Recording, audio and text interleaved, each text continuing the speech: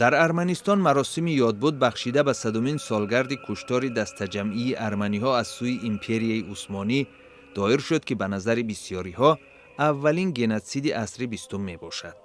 در پایتخت شهر یریون روحانیان کلیسای ارمنی قربانی‌ها را به مقام مقدس تشریع نمودند.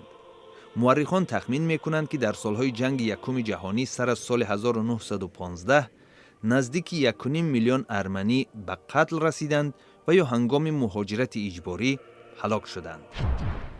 در شهر الماتای قزاقستان پلی که در راه ماشینگرد تعمیر میشد فرو ریخت. در این حادثه کمش 19 کارگر جراحت برداشتند. خادمان نجات بعضی کارگران بینام و نشان شده را در بین شکسته پاره‌های پل جستجو کردند. در پایتخت افغانستان شهر کابل صدها نفر راهپیمایی اعتراضی دایر نموده انقلاب کمونیستی یا خود انقلاب ثور سال 1978 را که با پشتیبانی شوروی عملی گشته افغانستان را برای چندین سال ناآرام کرده بود محکوم نمودند. همچنان اعتراضگران پیروزی مجاهدین در ماه اپریل سال 1992 را با آن متهم کردند که کشور را به جنگ شهروندی کشید.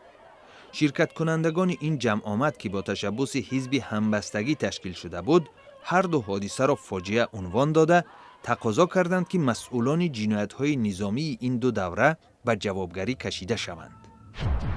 در شهر شمال و غربی پشاور پاکستان هنگام حرکت ماشین پلیس موادی ترکنده منفجر گشته 9 نفر و از جمله 6 افسر پلیس را زخمی نمود.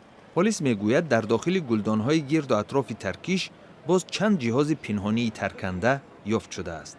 طالبان مسئولیت این ترکیش را بر دوش گرفتند.